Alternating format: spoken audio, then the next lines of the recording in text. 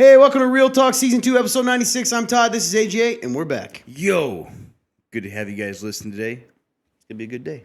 I'm excited. Yeah, we'll see. Hey, what's Real Talk? Real Talk's an opportunity to talk about life, God, the Bible, and everything in between. You know, when we first started this out, it was an opportunity to kind of talk about the deeper things of our faith, the things that we really question about God and the existence of God and Jesus and all those kinds of things. And over time, it's sort of turned to advice in life situations, which I think is cool. But I guess I want to take this second to say, hey, you know, it doesn't have to just be silly stuff. It certainly can, but it can also be real stuff.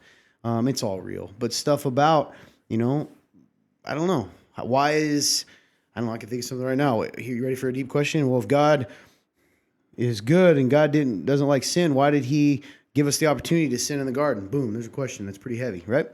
We've answered it before. But those kinds of things are, you know, par for the course. They're things that you can do and ask here on Real Talk that we're willing to debate. We don't promise to have all the answers, but we promise to take it seriously and sit at the proverbial table with you and discuss them. You can use a link that is either above or below, depending on where you're watching, whether it's YouTube, Rumble, Spotify, Apple Podcasts, wherever, Facebook. The link is www.theremnant.life/real-talk. Click it, go down to submit a question, and you can also submit a question or topic completely anonymously. Couldn't find you if we tried. And we have. We have, indeed, because some people are snotty. Snotty So people. that's the gist of it, guys. And I'm going to start the show off right now before everyone asks, or those that are listening that can hear my voice or see my face because I'm not good at hiding it. Yeah, I'm not in the best of moods. I'm just going to say it. I'm going to put it out there right now. And I think if this is real talk, I should probably be real about it. Hey, real talk. Now, my temptation was to fake it and play the joyful, jolly character, which I could probably do. But the problem is long-time watchers, particularly those that are watching on video. I think podcast is probably a little harder. Sure, it's different. But video, I've had this happen at times where I tried that, and people are like, Todd, you seem upset, and like posted it. So I think it's best to get it out in the open right now. That's fair. Not in a great mood. I'm a human being, and I don't always. Yeah, man, I'm in the midst of a battle. I think probably for about 3 weeks, and I think my tendency as a person, we've talked about this on Real Talk, and you know me, is to not notice these things until they're nearly boiling over. Yeah. So I view it as like I'm a pot, right? I'm a pot on a stove. Yeah. And it begins to boil and bubble, and I don't notice any of this until the lid starts kind of going up. Yep. So I'm aware of it. God is still good. God is still great. Life is a blessing. I'm very thankful for many of the things I get to do and have in life, but that's it. Didn't mean to take a ton of the time, but I'm telling you, if I didn't say it, someone would have noticed it and thought that I hated you, because they tend to think I hate AJ for some odd reason. The whole world defends you because they just think I'm here to kill AJ. Yeah, it's not true. He's not here to kill It me. is weird, though. Have you noticed It is that? weird, man. I don't like it as much as you do because it makes me feel weird. Yeah, man. I think it's because I have heavy eyebrows. I've been told that. Did I ever tell you that? Wait, what? I've been told, Todd, the reason you look angry is because of your bushy eyebrows. What? True story. What is that? Like, do they explain why? No, why I don't even? know. It makes me look scary. Can I be honest with you? I pretended to understand what it meant. I had no clue. Yeah, I get that. That's pretty much what I did. Yeah, it makes sense. So, I just wanted to throw that out there. Yeah. Well, I appreciate it, man. Like you said, it's real talk, you know. I know, like, one thing that you've been trying to push me in lately has just been being, like, you know, in a better place, like, just in general, because I don't know, man. It's a weird thing. A lot of me feels normal when it's not normal. Does that make sense? I know 100% what you're saying, yeah. You know? I've noticed that with myself in relationships, in general, not romantic. Yeah. Like, just, I feel normal, but when people say, like, hey, man, like, you're being weird, it's like, shoot. Yeah, and those are, you know, sometimes that's a tough thing because, you know, normal, everybody's me like, what's normal? And the people that are closest to you know you're normal. Exactly. Right. Yeah. It's who you are normally.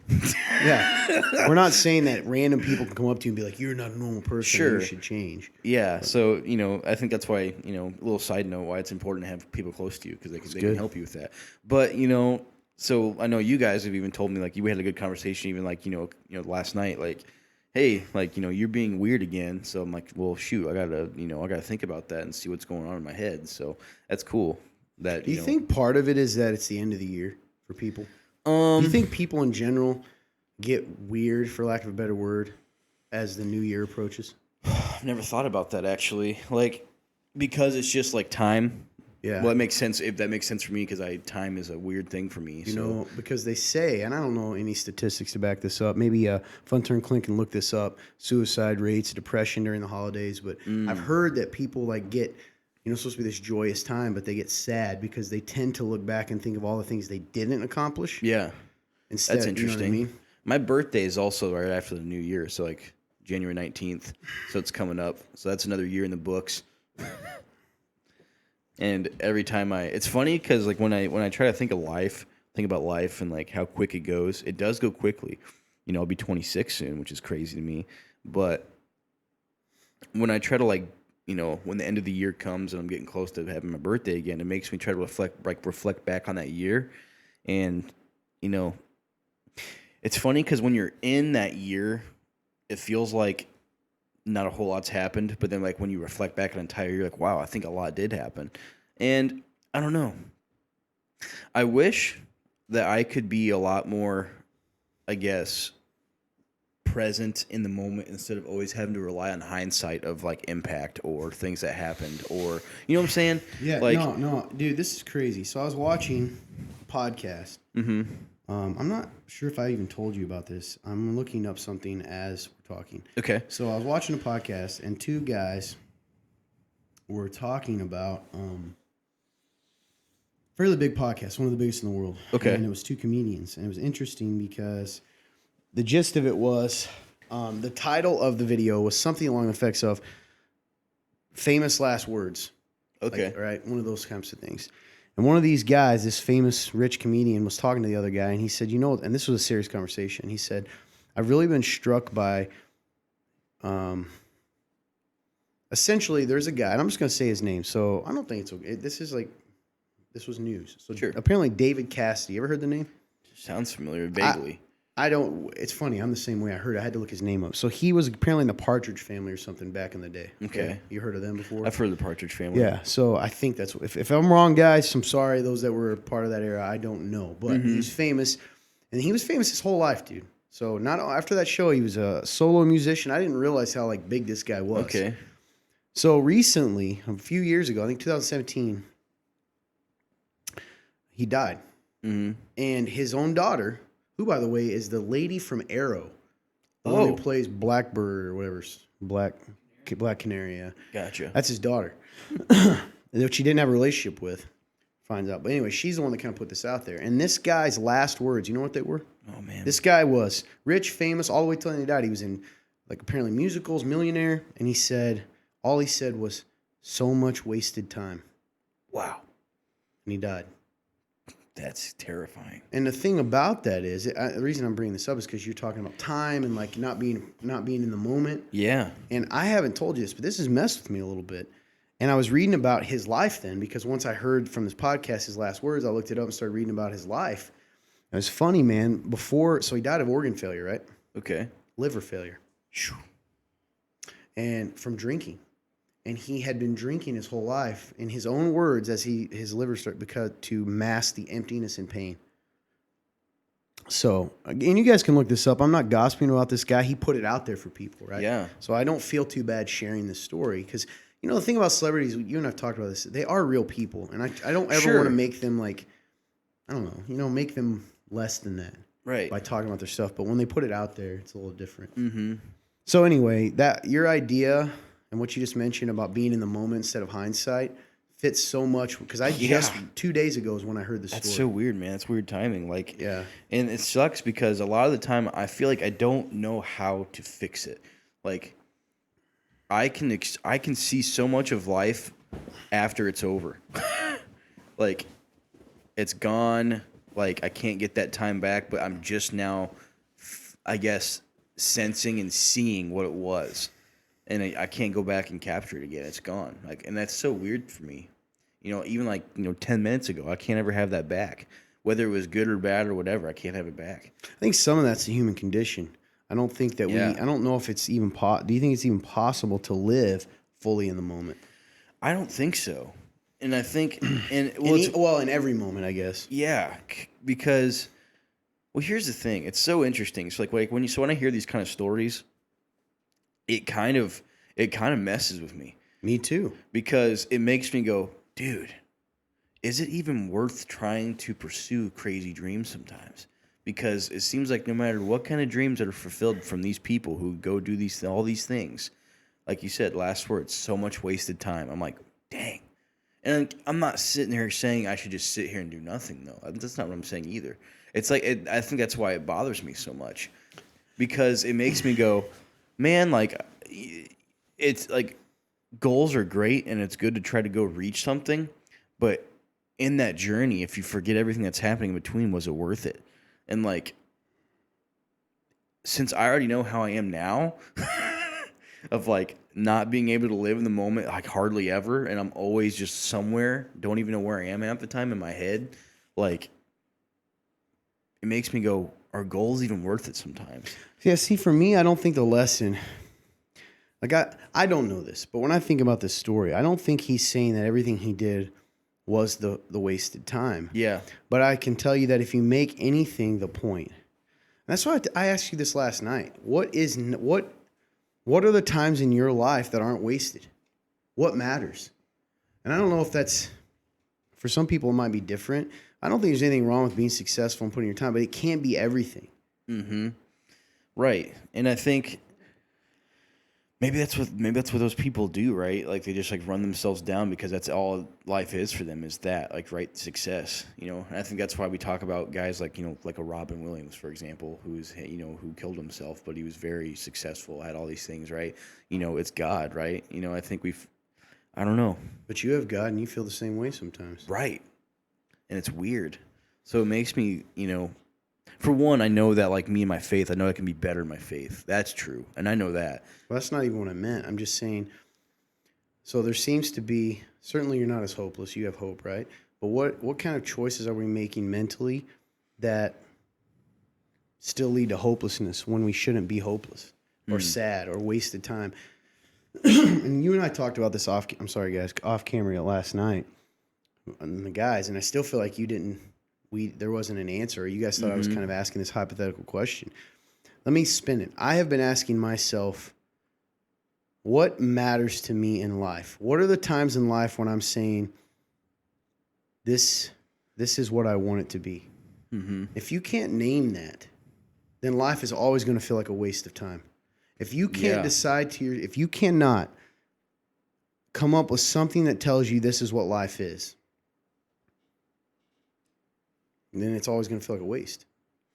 Yeah, because there's no... You got to be able to identify, right? There's no... Because it's like you're just running in circles. Like, there's nothing You're means saying anything. that, but you're still not answering it. So, like... Now, you don't necessarily have to answer it here on camera, but Sure. I think, like, this is those times where you have to take these thoughts and do something with it. Yeah. And I'm saying this to myself. The reason I can say this to you this way is, like, I genuinely have been pondering this. So... it's ironic and interesting that you yourself are doing so. I think that for me, I'll give you an example because we can't let there be a dead silence like that sorry. for 20 seconds. No, I'm not mad at you. For me, I waste a lot of time worrying about things I can't control. I waste a lot of time doing that. Like, Todd, personally do that. So whether it's worrying about the fact that Hobo Joe out there is saying things about me but won't say it to my face and I want him to, that's a waste of time. I can't make him. I've already talked to this guy. Mm-hmm. He's not doing it right. This is an example. Worrying about whether I ever have a relationship with my brother, whether anything will ever change because he refuses to have help. Like, that's something I can't control. And that sounds cold, right? But like, or I don't know. Will people ever forget my mistakes? Things like that. They're like, at the end of the day, I have zero control over.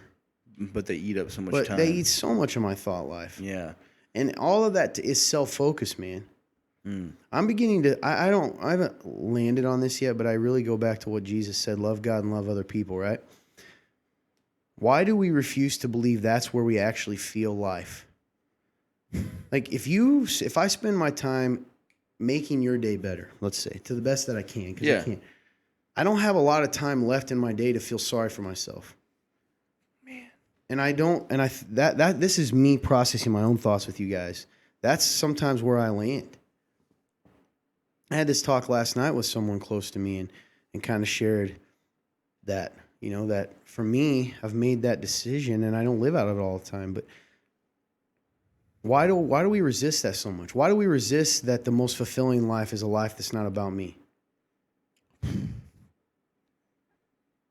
don't know, man. It's funny because, like, I can say, like, because we're selfish, but, like, it still doesn't answer the question, right? Because, like, there's no why to that. Like, I think we're just so caught up in ourselves, man. Like, I focus on me more than I focus on others. Like, I make things about me when they shouldn't be about me. Like, I'll use the formula of being selfless and tweak it, and it's still about me. Yeah, and like some people that are listening, if it's one of those things that if you know, you know. Yeah. If this resonates with you, then you're probably gathering what we're saying. If you come into this going, they say we should not care, no one cares about my depression and those kind of you're not listening. Of course we believe that's real. Yeah. But but what I am saying, there's a lot of people out there that spend all their time complaining about how everyone else doesn't make existence about them. Right? So like I spend most of my life, if I'm really honest, mad that you don't make me the most important thing in your life. Me, Todd. Yeah. Which is weird. But we do. When you don't give me what I want, when you don't, I don't know, man. I'm getting a little jaded. It's part of what I meant by my bad mood lately is I can say this because I include myself in this category, but I get just sick and tired of we just don't believe what we say we believe. We just don't as Christians a lot of times. Well, how do you mean, Todd? No, you don't. If you're going around spending your time gossiping and slandering people, you don't. If you don't forgive, you don't. If you are hateful, you don't believe what you say. If you are arrogant, you don't believe what you say you believe. If you don't seek peace with people, you don't believe what you say you believe. If you live in misery all the time, not because there's like you need even that, right? Even if if you're a believer and you've been depressed for 6 months, you can't get over it, and you haven't gone to the doctor or done anything, like what are you doing? And I'm not trying to be cold. What I'm saying is like I'm saying it to myself. Like we just get caught in this loop, man. Yep. And I just look around sometimes and I just see so.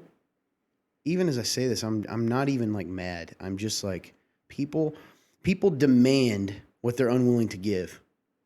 So we've talked about it here at our church. One of the strengths of our church is this hot button word that called community. Mm-hmm. Community is biblical. What does that mean? Relationships, friendships, accountability, those kinds of things.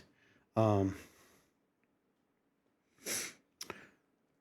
that kind of stuff. Things that help us grow and become more like Jesus. And everybody loves it when they first come, right? Yeah. A lot of people do. They do. I want to be a part of it. Well, here's what ends up happening. Well, they want community when they want it, and they want people out of their lives when they don't, and they don't want to invest in community, but they want the benefits of it. So I want friends, but I don't want to be a friend. Hey, man, I don't know what that clicking is back there, but it's distracting me. Sorry. Clint. I'm a squirrel. We all know that. Dude, I don't know, man. It's so, like, it's funny because I know we've talked about this before on here, but, like, I think we just like, part of this is I think we overcomplicate, like, what we're called to do, right? I think we take all these excuses of how we feel and we all overcomplicate it. And like you said, like, people just aren't willing to invest in something. And, like... but it's everybody. How many times? Right, me too, exactly. Yeah, that's the thing. And so, no, I'm not being... The fact that I even have to do this and preface this is my point. Mm-hmm. So I had a conversation, a really good conversation, and if he's listening, he knows it by now. It was a great conversation with a guy in ministry. But one of the things he said is, it can be really arrogant to think that... He wasn't calling me arrogant, but we're kind of having a discussion. To be arrogant to think, your way is the right, blah, blah, blah. I was like, why would you eat... Why do we even think that? And I said that to him. Why is... To think your way is the right way. Churches have a tendency. Like, why do we even think that way? Like, why is trying to do good? We're so weird, man. Extremely. And I think the problem is, for me, I don't even know. I don't know. really all. I know that I feel a little jaded. I feel a little like, and even people in our church. So I'm one of the pastors here, so I can say it to them and they get mad. And the rest of you can mad at me for other reasons. But I mean, our church is, if I'm really honest, I'm really disappointed lately. And I don't say it because I can't, right? Or I don't, or what we're doing. But just the way they're approaching things. It's kind of like you and I talked about COVID. Okay? Yeah. Stay with me. Ask questions. Sorry. Let me give you an example. So let me give you something that's ridiculous. Let's say we've got the people out there that claim I shouldn't have to wear a mask ever. And by the way, my point is not anything about the mask I'm using as an example. Yeah. I don't have to wear a mask. COVID isn't real. Okay. Then the first time they get COVID, the first time someone near them has COVID, get away from me. Are you wearing a mask? Are you sanitizing yourself? You should be quarantining. But every other time they're talking, you shouldn't quarantine. Right. You don't have to do that. Let's give that as an example. Guys, it's not the point. See how ridiculous that is? That happens in church in other areas or in Christianity. So it's like, yeah, man, it's double standard's a good way to put it. And we live our lives that way. So how many people in our church, you ready? We'll use our church because they're okay with that. Yeah. How many people do we know that tore other people apart for not being willing to be in community? I can't believe they don't be in community. They don't get it. They don't. And then as soon as life changes for them, they get that new job. They have a new family. Maybe they have a baby. And I'm not saying that there's people who had a baby. I'm not talking directly to them. I'm just giving it as an example. Yeah. Baby, or they are really stressed. All of a sudden, how dare you how dare you? How dare you? You know what I'm saying? But every other time when it's not you want to call other people out for it. Hmm. So it kind of all, for me, wraps back around to this question I've been wrestling with myself. So everyone watching, I'm talking to myself first. Do I believe what I say that I believe? And does my life consistently show that? Dude, that's a just with the conversation last night and today, thinking about it even in my life, I've been thinking about the idea of what do you believe, Clint? And it always has come back down to the one thing that I pretty much live my whole Christian walk, and it's the same piece of advice that I think God gives me every time, and that is God looks at me and says, Clint, just do it. Just do what I say. Which is weird because the selfish part of me wants to go, you want to know what? I don't want to be in community. I don't want to do that because I don't want to put myself out there. I don't want to do that because it's not easy. It's not easy. But it goes back to your sermon. Love isn't easy. Yeah. Love isn't big. You have to choose. Yeah, and it's one of those things people that, I don't mean to take all the time here. Go for it, man. I do think it's not even about me. It's before anyone says, Todd's feelings are hurt. Not really. Mm-hmm. The truth is, you want a confession? I've told you, I'll tell everyone out there. I wasn't raised to need people, okay? I wasn't raised to, I'm a guy that's probably used to be friends with a lot of people, but I don't consider a lot of people my friends. I don't walk around and go, I need people. I do this and I can invest in community and get in it because God told me that it's needed and it's necessary, and I believe him. Mm-hmm. And I've seen the benefits of that. This is just an example, by the way. This is bigger than community. But I know in our church, that's the one, right? We have all the flipping time where it ends up, it's the thing people love, and then when they don't want to do it, and someone's like, oh, why weren't you here? Or we haven't seen you in a while. Then it turns to, oh my gosh, they're demanding this of me, This is so good, man. Just a bunch of crazy stuff, dude. And this is, I don't know, this is real talk, dude. And I love this. And, it makes me almost emotional because it makes me realize, life is so much more than what we make it. And it's because we play the game, dude. I play the game. I do. And I think that the reason why I can be so sad sometimes, or I can look so defeated or look so empty, is because, you just said it.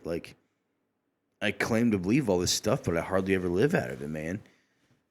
And so, it's one of those things where I go, what would I expect, right? What do you expect to like you said, claim this faith, right, and then not really live out of it? What would you expect to feel like, It seems like, I agree with you completely. It seems to me that what happens is people believe it until it's hard. But here's the weird part. That's true. Jesus said it's hard. Yes, he put it flat out. He said, Yeah, and I've said this many times in other sermons, so I'll say it again. You know, God doesn't tell us and have to remind us to do things that come naturally. He doesn't tell us to take a breath. We do that. Right. But when he has to tell you to love other people as you love yourself over and over and over, when he tells you to be kind, when he tells you to choose joy, when he tells you to follow him, when he tells you to, you know, respect your husband or love your wife, when he tells you to serve the poor and the widows and the hurting, like, he has to tell us that because it is hard. And for some weird reason, we tend to believe that if God doesn't make us naturally want to do it, then it must not be necessary. And so what I see around me are a lot of people that justify one simple thing. Here's the thing, guys, and I'm in this boat. If you're a Christian watching this, I think we tend, ask yourself if you do this. Do you justify the things you don't want to do? You just justify the things you don't want to do that day. Mm-hmm. And for me, I think my, quote, bad mood, right, is a mixture of two things. One, in my own life that I do that. I hate that. And two, just people around me. And three, my own anger at God sometimes that he allows people to do evil things and claim his name. And I'm not talking about making mistakes. And I can't do anything about it. Right? Like, if you want me to be honest, like, I want to punch a guy in the face. There's a guy right now. Who cares if this is already going out? Okay, I'm a pastor. There's a guy who has said a bunch of trash about me personally. This is not the only reason. About our church. And this guy, in my opinion, is evil. He is acting evil. I don't think he's a believer, okay? He's going out of his way and he claims to be and manipulates people. And I want to hit him. Yeah. I want to go find him and hit him, which is so evil that I want to do that. And sometimes, if I'm honest, I get mad that God lets it happen, right? Because it's one of those injustices. Right, and you like justice, like you want. Yeah, but that's still, man, it's like, do I believe what I say I believe? Do I trust him? Mm-hmm. Because, right, and I get frustrated myself. And then it starts to lead to, and this is how it works, guys. You get in these places. This is something I haven't told anyone. I'm about to tell something I have not told anyone. At all. 0 people. It just happened. Flipping through Facebook, which I hate. And it showed this little girl. It was one of those ads. And I'm leery of the ad, but the picture was real. Mm-hmm. And apparently there is a disease where essentially your skin blisters all the time. Constantly your skin is blistering. Gosh. And these little kids, and this was a girl, probably 10 years old, dude, just with toys in front of her. And her skin was blistered and red and raw, and like that, her entire life is blistering. Jeez. Her skin is blistering. And I just had this moment of like, why would you let that happen, God? Why would you do that? You know, and I read the comments, and this tells you that my mind has not been in a great place. In the comments, people are saying like, you know, Jesus, heal this. Please heal this woman and girl. And another lady wrote some weird comment about, like, I pray this verse from Job, and it brings healing to skin afflictions. And I'm like, that made me mad, because I'm like, so you're claiming that you have this magic spell that heals it, and if everybody did it, they'd be healed. And you know my anger at this mindset, because then when it doesn't happen, you're saying they didn't have enough faith. Yeah. But part of me, dude, I'm confessing this on Real Talk. I got mad at God for a second, which is so stupid, because I'm like, why? This girl is in constant pain, and I live my life sitting here complaining ever. And then I get frustrated, like, why, God? You know, and I'm sitting here thinking, if I wasn't who I am and I didn't know Jesus was real, that's really hard to explain. It's really hard to explain a loving God who allows that. Yeah. Yeah. You know? And the reason I bring that story up is when you're in these places that I'm in, if you're not careful and you're not in Scripture and you're not talking to people, you can end up finding yourself doubting things big time. Yes, doubting God's character. Isn't it funny that I started one place, and by the end of it last night, I'm going, yeah, is God, you know, that crazy, maybe God isn't real. You know, those thoughts you have. Right, yeah. Now, I don't believe that, okay? I'm sitting here telling you that I caught that thought. But it's funny, man. One bad mood leads to another thing, which leads to another thing, which leads to anger, frustration, then bitterness, then questioning. And before you know it, you're Job, right? It's creepy, man. Although Job didn't. And even that lady sharing that made me so angry in the comments, because I'm like, first of all, you're not even understanding the point of Job. And you're saying that if this little girl just prayed this verse, she would be healed. That's so enraging. Right? I don't know, man. I know I'm probably just rambling, but No, man, it's really good stuff. I think so, guys, I guess I want to wrap this up because if I'm going to be honest, I don't think that's right. I'm being a petulant child who's doing what Job did.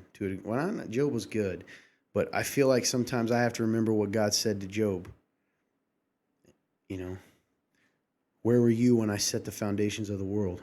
You don't know what I know. Mm-hmm. And I can't tell how many times I end up coming to this place in prayer. It's actually what Job's words back to God were at the end, where he said, I've talked about things I shouldn't have talked about. I repent. I question things I shouldn't question.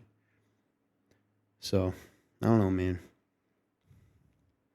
That's kind of where it all ties in with it, though, right? It's just an odd thing. I probably rambled for 30 minutes, but whatever. It's really good, man. I wouldn't consider rambling. I think life. I know you said this before, man, but life is so short. And these little things, man, we get caught up in them, and it's just dumb. And yeah, man. And there's still this part of me that's that guy outside of church just yelling at the church, so mad at people for being so freaking, acting so stupid and hateful. You know? It's just overwhelming.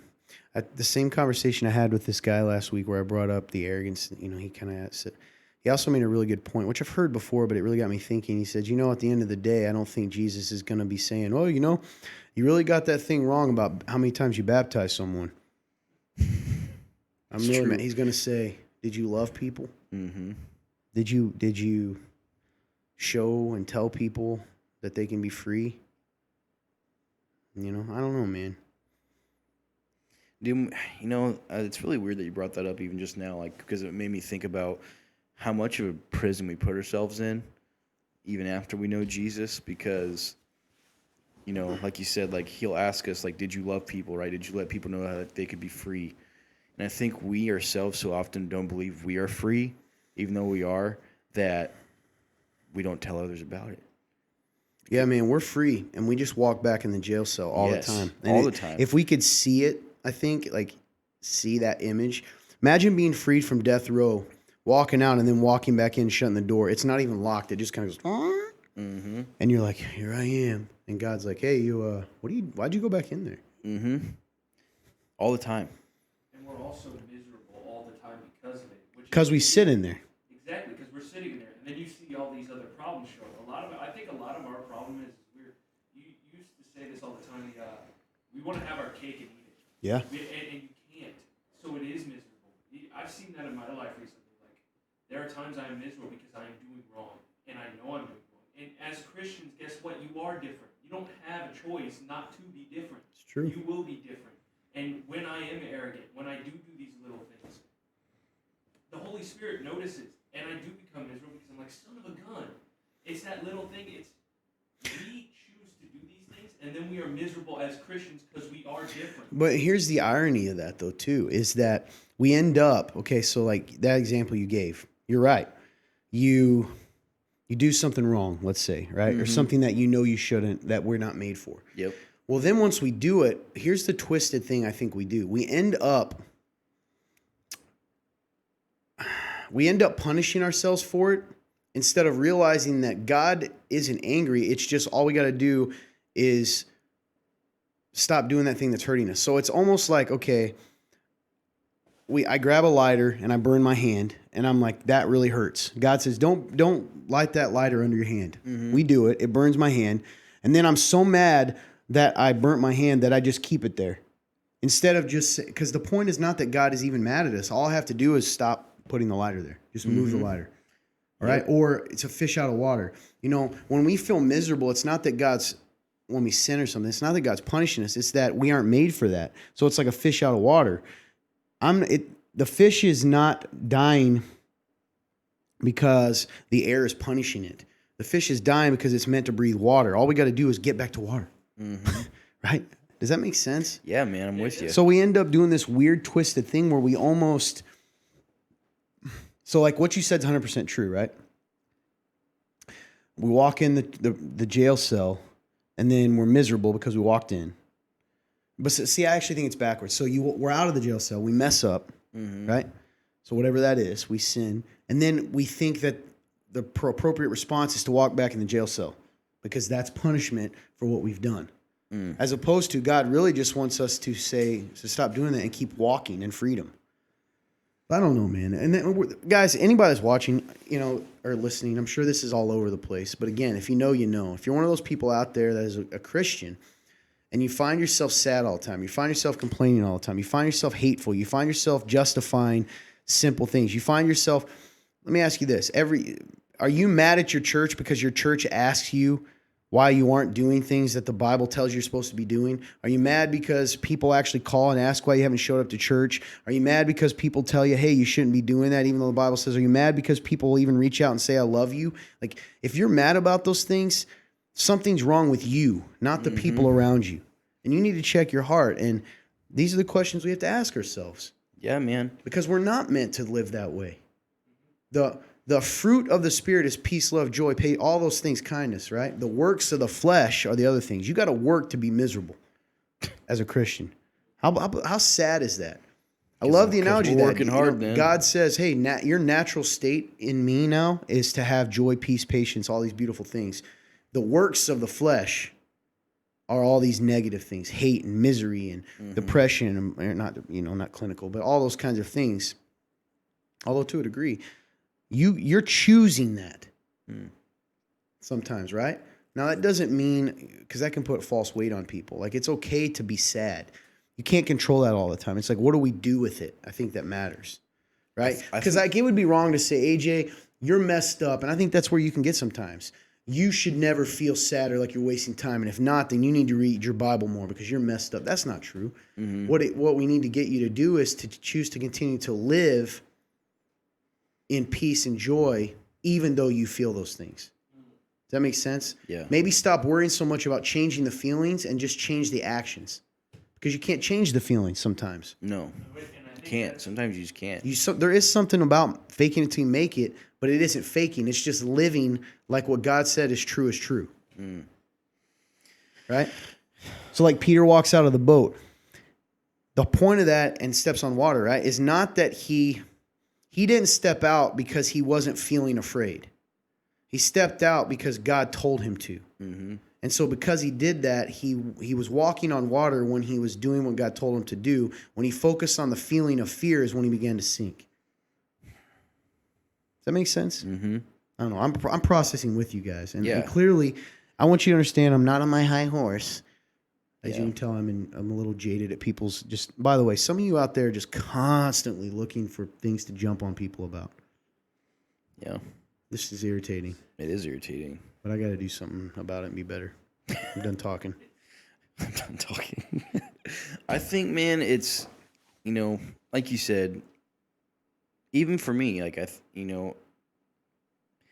think when it comes to actions, like, I think I can get so lost in hopelessness sometimes, or I can get so lost in, like you said, those feelings, right, of like sadness, that like, what actions do you take? You know what I'm saying? Like, I guess as a question for myself, what are those actions sometimes? You know what I'm saying? Like you said, like, what actions to take? Okay, so you're feeling depressed. Mm-hmm. Let me give an example. Yeah. I don't want to use you. Maybe I use myself. Okay. I will be angry. I will isolate myself, and I will distract myself by looking at, I don't know, reading stuff on the internet or whatever. Does the Bible anywhere do any of those things? Are any of those things the things God says to do? No. Genuinely, should I isolate, get angry, and bitter, and distract myself? No. Okay, what does the Bible say to do? The Bible says to go to your brother if you have an issue. Sure, if I'm angry. Also says carry each other's burdens, which implies share with each other. It says pray with each other when you're struggling. It says to seek me, right? It says to pray in all things. with all petitions, and the peace of God, which transcends all understanding, will come on you. You know what's interesting about that verse? The verse it says in the peace, it says, pray about all things. It says to serve people. What if I did those things? So in our church, one of the things that our church, I'll use our church because I can, right? Yeah. If they get mad, whatever. But Right. Instead of saying Christianity, because people get mad about that. So like if I'm in a bad mood, okay, and I walk into church, let's say on a Sunday, Okay. and you guys can tell because clearly I'm not great at hiding it. If I'm having a bad day and I don't make an effort to be good, what ends up happening to you when I walk in like that? How do you feel? I can feel like I have to either try to make up for it, or I have to be careful. Walk on eggshells. Yep. Do you think that is loving you in that moment? No. So as an example, maybe you don't get angry, but if people feel like you don't care, you don't listen to them because you're distracting yourself. I know you, and you've said this. You're not listening to them. You're not talking to them. They're talking to you, and you go, "Huh? What'd you say?" Like, is that loving? No. So here's some tangible things to do. So what are some action steps you can do when you feel that way? I feel like life's a waste. I'm a bum, because you tend to be self-hating. Yeah. What could you do? Any doubts that I have, and this is something I struggle with, but like I think any doubts I have, like you said, like I gotta go to God with those. I gotta pray about it. That's one. I gotta talk to you guys about it. That's two. I need to. Let's be real specific. You're sitting there doing your. What else can you do? How about just not do that? How about laugh and smile and fake it? How about ask someone how they're doing? How about when you walk in and you don't feel like it, you just look at Clint maybe and go, "Hey man, how are you doing today?" And ask him about his day to take the focus off your own thoughts and depression. Yeah. How about looking for ways to serve people randomly? Maybe reaching out, because I know you're really good at this sometimes, and saying, "How you doing, man? How can I pray for you?" Yep. Like, what if we did those things? Lived a life on mission. So good, dude. And it's funny. I think I always refer back to a specific time in my life when I feel like I was like that. And you're right, dude. Like, it was much better. Like, it was, I remember, feelings aren't everything, but I also remember feeling much better then, too. I think that feelings come after the actions. Exactly. Because it shows our faith. So why does the Bible say confess with your lips and then believe it? Like, confess with your lips and believe in your heart that Jesus Christ is Lord and you will be saved. It's interesting to me that clearly we know that, because essentially Paul goes on to say, like, you're going to say what you believe, right? So there's an action in saying it. God knows that. Faith is the action that comes from it. So I think it's not wrong of you to say, "I felt better." I believe you did. Yeah. But I think it's the other way around. I don't think you did those things because you felt better. I think you did those things and felt better. Exactly. So yes. then that's what I kind of mean, like my frustration with myself even, and maybe you. Like, many times I'm down or tired or weary, and then I walk into a room, right, and I spill it on other people, and then I end up getting mad that they're not making me feel better. Does that make sense? Like, subconsciously, I'm not consciously thinking that, but that's the truth, right? I walk in, I'm in a bad mood, I sit down, and then I end up getting more angry or more sad. Dude, So, that's like, so good, man. I can think of someone right now, maybe someone out there is like, "Oh, I'm depressed and all I want to do is sleep." Okay, great. Don't do that. Don't sleep. I feel lonely. Okay, reach out to someone. Go have coffee. Go drop off a card that just says "loving you." Call that person at church that comes to your mind and say, "Can I pray for you?" Do radical, crazy things. Yeah, man. That's I'm seriously, right? You're that person right now listening, and all you want to do is sleep when you're not working because you're depressed. What if you just said, "God, I'm not going to do that because the Bible doesn't tell me to sleep when I'm depressed." Maybe that's what I mean. It's so much to, easier than we make it. Yeah, so it's almost like, it really. And again, I don't know what that's going to look like. I'm not saying that you're immediately going to feel better, but you know what? I do think you will feel better. I do. I think that you will eventually. Because we are not made to be so self-focused, to be our own saviors. We're not. I don't know. I'm probably rambling, and none of this makes any sense. Nah, dude, I'm with you, man. And guys, I'm sorry. I'm processing. Yeah. I'm using you as my counselors. I think it's really good, dude, because like this is really convicting to me, this whole conversation, because it's like you said, like, even in your prayer, but right before we went on, you said, like, wake these guys up. And I think, dude, I am woken up a little bit, because I can look back and I can see that time, and I was so focused on loving people, and I was so focused on just being what I was called to be, that I didn't have time to be sad. I didn't have time to be any of those things. And even if I was, it didn't last. It went away because if I felt it, I would do something I was supposed to do, whether that was pray, whether that was reach out to somebody. Like I said, focus on things other than yourself. And like, I don't know, man, I've been so sucked into myself for so long lately, for the longest time now, you know, and I use excuses like, oh, like I have more responsibility, so I don't have time for that stuff or whatever it may be. We use that stuff and like, man, it's so convicting because clearly, just like I said earlier, I believe all this, but I don't live like it. Of course, I'm going to be miserable. I'm going to feel like I'm not worth it. I'm going to feel like, am I fake? I'm going to feel all these things because then it makes you, like you said, it makes you question, like, why am I even doing this? You know? So good, man, because it makes me truly go, I have to do what I'm called to do. Like, I cannot take that lightly, you know? Yeah, that's so good, man, because that's where you just said where I'm at. For me, what I'm trying to understand is, and I come with all these analogies. If you're in a plane and you're going parachute jumping, do you jump? Why do you jump? And I mean, because you believe that this thing is going to work, right? It's going to happen. Mm-hmm. Sometimes we believe more in a parachute than we do in God. Mm-hmm. Right? Like we don't believe him. We don't. And I think there's a big, powerful thing there about faith and what it is to have, you know, the life that the saints had in the Bible. And by that, I mean saints as in believers. The life that, I just want to have a ministry that's like this. And I wish I could see God move like this. And it's like, you're asking for God to move in your life, but you're not willing to move. And, you know, God is, I don't know, man. I think you said it right there for me. And I think that's a lesson for all of us. What do you believe? If you're a Christian listening, what do you believe? Because if your belief doesn't show itself in your life when you don't feel like it, then you don't really believe it. And I'm not talking about making mistakes and sin.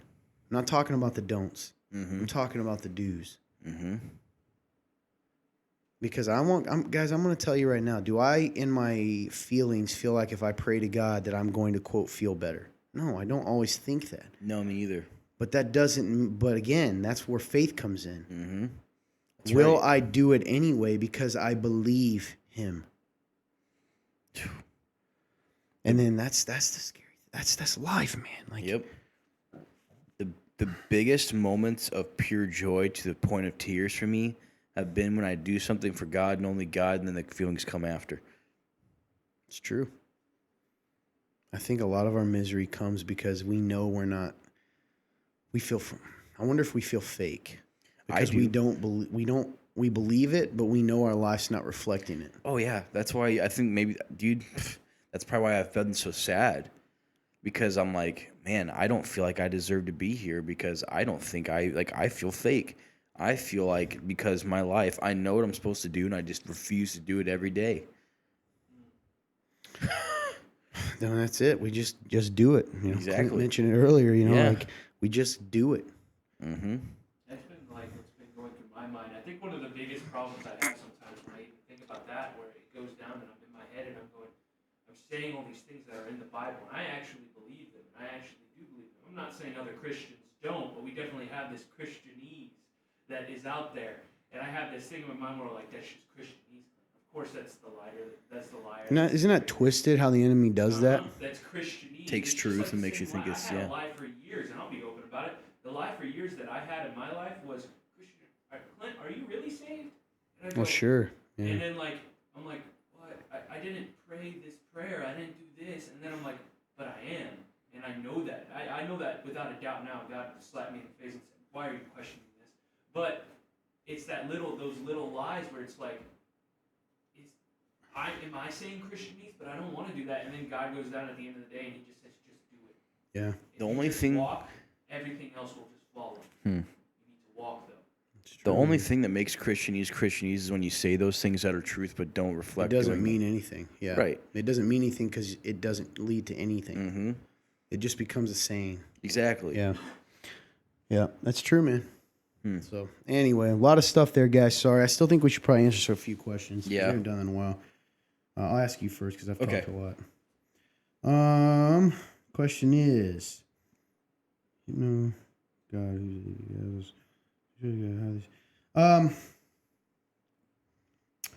so when you didn't know God, Okay. I'm paraphrasing this question a little bit. If you're the one that asked it, because I think I know what you're asking, but it's a little unclear. When you didn't know God, who showed God to you? Who told you about Him? As well as how did that save your life? And was there a noticeable change in you after you met God, accepted God? Who showed me? Man, honestly, like, I know it's cliche because, like, we do a show together, but man, I saw a lot of it in you, dude. Like, because I didn't, I knew God was there when I was, going about, like, in, like, my late teens into, like, 20, but I didn't understand. I didn't, never saw anybody act, the way like you did. You showed honor and all these other things. I just was like, this is completely different from what I'm used to. And, loved me and pushed me and actually took time to get to know me. And then in the midst of knowing me, start loving me, in a way that a whole lot of people could have and didn't in my life. And I think that's definitely, you were the first person that was like different in that. And what was the second part? I'm sorry. Was there a noticeable change in you after you met Jesus? After you met God? Not immediately. I think You remember feeling different? I think I felt different. Like the longer it went on, like when I met Jesus, and it didn't necessarily change the way I lived immediately. I started feeling worse and worse. Like like I could feel that guilt coming in because I was like exactly. I feel different. I'm like, man, this doesn't feel the same anymore. And so, eventually that just boiled over. Like I couldn't handle it anymore. And that's when the changes started happening. For me, and dude, I saw it changing immediately. That's so cool. sometimes it's funny, like, but for me, I remember a couple times in my life. I don't even know if I've told you this. My uncle, I'm not sure if he's saved or not, to be honest with you, but he went through a period of time where he got involved in church. I was in middle school, and he was like on fire, and so he talked about God all the time, and like had me watch this movie called like the Jesus movie or something.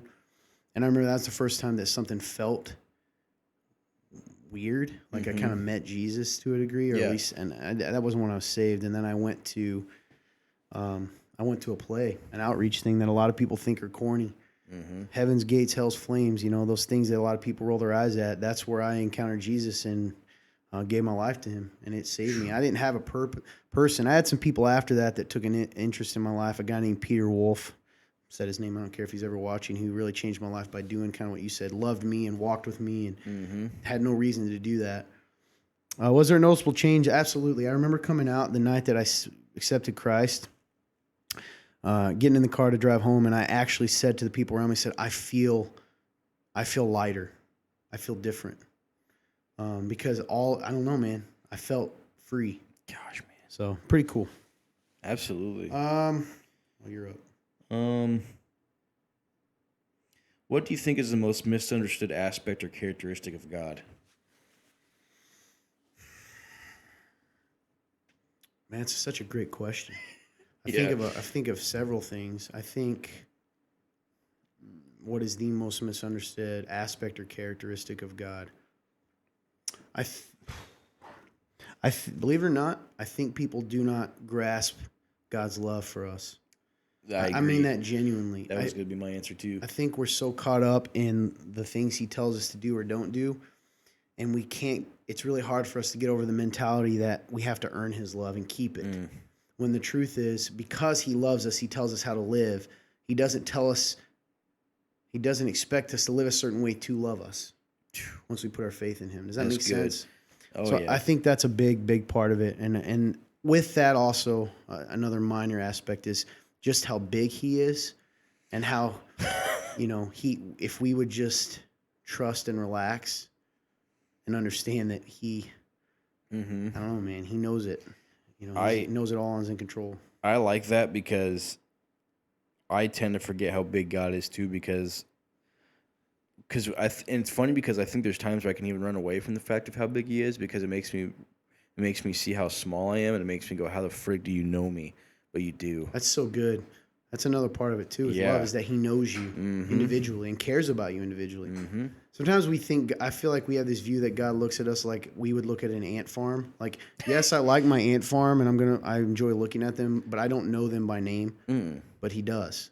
Yep. He is AJ's father. Which is insane. Right. Pretty surreal. Oh, yeah. Great question. I love that one. What do you guys think? What's the most misunderstood aspect? Next question. Do you think people are carrying more emotionally due to all of the different circumstances of this year? How do you see this, and how can we help this? I definitely think. Question. Oh yeah, I definitely think people are carrying things differently. No, I've carried things differently. I think that we've become more isolated because of the pandemic. And I think within the isolation we've lost trust. We've lost trust in each other and in God in a way. And I think that that's good, man. The way to help. That's true. The way to help is we have to set culture ourselves. We have to be willing to look. We have to be willing to carry on the way we have to be willing to carry on the good, so others can see it and come back. Oof, that's good, man. And because if we're not willing to, why would we expect them to come back? So yeah, just gotta. No matter how isolated life could have gotten this year, or what's coming or whatever, I think that we have to be willing to set the culture and not be shook to the core so much that we also participate in that isolation and then let that change us for the worst. I think we have to be willing to carry out what we believe even through hard times like this and bring people back who may not feel it as much. That's good, man. Yeah, I agree with you. I think that people are fearful, very, very fearful, even if they're admitting it. And under the weight of their fear, we're starting to see the cracks, and the cracks are ugly for a lot of people. And we can either use that to point us to God and like, man, even the best of us, Lord, we need you. Like, I am just not good when I am reacting out of the old me, selfish and mean and aggressive. I also think that we have to really decide what we believe, ironically, because if the world's telling you don't ever be around each other, but as believers we believe we are, what do you do with that? What do you do with that? I don't know. So how do we help? I think we got to be intentional about loving each other. I think we got to be intentional about continuing to reach out. So if we have to, quote, socially distant, then we need to make sure that we're mentally and emotionally connecting. We live in an incredible era and time where we can use technology to reach out to people. All it takes is a push of a button and laying down your pride. Yeah, it's so good. Right, picking up the phone and calling someone. And convicting. Look for ways to love people. I love what you said. Let's be little lights in a dark world. And I think if a lot of us do that, they'll come. It'll be good. So I got one more. If you had to give advice to someone wanting to plant a church, what would it be? Don't do it. I'm just kidding. Planning a church. Don't listen. Be prayerful. Yeah. Ask yourself why you're wanting to plant a church. Are you wanting to plant a church because you want to be in charge, or are you wanting to plant a church because you feel like, there's a reason? Whether there's a segment of the population that aren't being served or don't know Jesus, or those kinds of things. Because I think a lot of times people start churches because they want to be in charge, and that can be dangerous. Absolutely. The other thing I would say though is get ready. Like, be very confident in the path God set for you, because there's going to be a lot of people who are going to be naysayers and doubt you and question you, and you have to be willing to push forward. If you're going to plant a church, there's going to be a lot of faith, because, People, there are a lot of people that are going to tell you how to do it better and what you should have done, Yeah. but they're not willing to do anything. Tangibly, I would say make sure that you have a good core group of people to start who are behind the idea and the mission and all that kind of thing. Mission. Don't be afraid to talk about money early on. That's a mistake we made here, is that I just I didn't like doing that. And I thought it would just take care of itself. So one of the very tangible things I would say is, don't be greedy, but don't be afraid to preach what God says about generosity and giving and offerings to the church, and because you need that.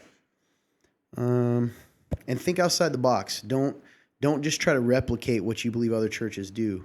Try to be the church in the area that you've chosen to enter into, if that makes sense. Because it might look different, right? Yeah. Church in Africa is going to look different than a church in America, some of it. Right. The icing will look different, but the cake should look the same, meaning the truth. That's right.